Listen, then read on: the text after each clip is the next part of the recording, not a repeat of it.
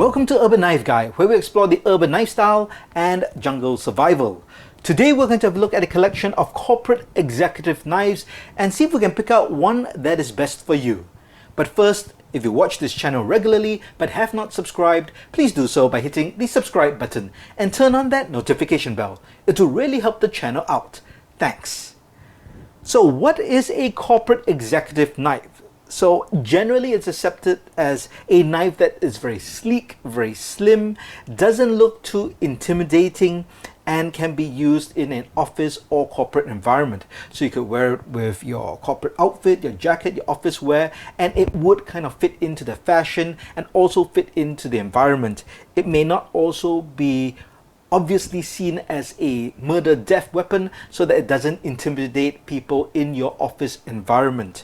So the office executive knives tend to be knives which are very slender, very long, very thin profile, and they do almost look like a modern day metal letter opener.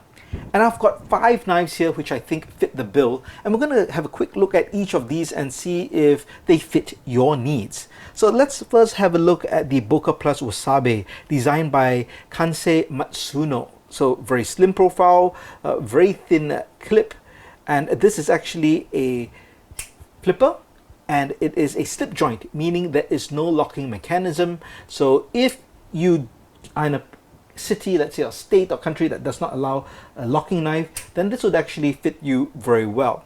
So the blade steel is 440C. It is a budget blade but well suited for urban EDC tasks. The next knife is a very popular knife. This is the CRKT CEO. And obviously designed for the corporate executive, specifically the top man or top woman in a company. It's got this nice carbon fiber look, and it's very thin.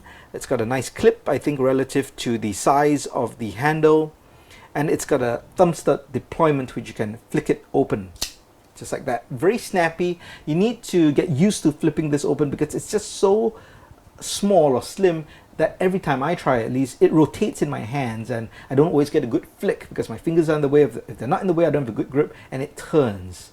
But a lot of people do like the look of this knife. It is very stabby looking, so if you do open this up in public, I think that can look a bit intimidating, but it can also look like a letter opener, as mentioned before, for some of these knives, and definitely a very slim and sleek profile.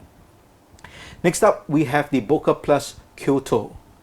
So another sleek knife, looks quite similar to the Wasabi over here in some ways, but it is slightly wider and the pocket clip is bigger as well. This has a flipper tab and actually opens up very nicely. It is a drop point blade but almost looks like a steel spear point blade. And the steel for this is D2. I forgot to mention the steel for the CEO is 8CR13 MOV. Also a budget steel, but really in comparison, it's comparable to 440C. So it's kind of the same sort of steel with the same properties, and definitely good enough for urban EDC. So this is D2. It's a 2 steel, stronger steel, harder steel, better edge retention, but definitely harder to sharpen than the rest. But for urban EDC tasks, I think it's going to retain its edge for some time. This is a liner lock, so you actually press this lock inside and that closes up the blade. So pretty nice action as well. Here we have the Boker Plus Quicken Mini Flipper. So this looks almost like a Japanese inspired sword. It's got a flipper tab, it's got a really good action, solid lockup, very sturdy as well. In fact, I think it's got the thickest blade among all these blades, as you can see. So definitely very sturdy. You can see it's got a straight back blade kind of design, very reminiscent of a Japanese knife, and also with this textured finish, good for an executive knife. It is, I think, a bit wider at the top and wider than most of these other knives, so it does actually feel bigger as well. And this is D2 steel. And finally, over here we have the Civivi X-Arc. So this is a very pretty knife from Civivi in terms of just having those straight lines with the chamfered sides. Very elegant. The feel also fits that overall corporate executive look, and it's got a deep carry pocket clip. Now the only criticism I have, and this could really just be me, and if you watch my videos you know, I've always got a love-hate relationship with these front flipper tabs, and it's really how it's built. And sometimes I have a hard time opening the knives. For this particular knife, I can't hold it in like a regular grip and try to just flip it open. I never can really get that. I have to hold it at almost a 90-degree angle to my thumb, and then I would flip that open like that. So it's a bit of an awkward repositioning just to open it up.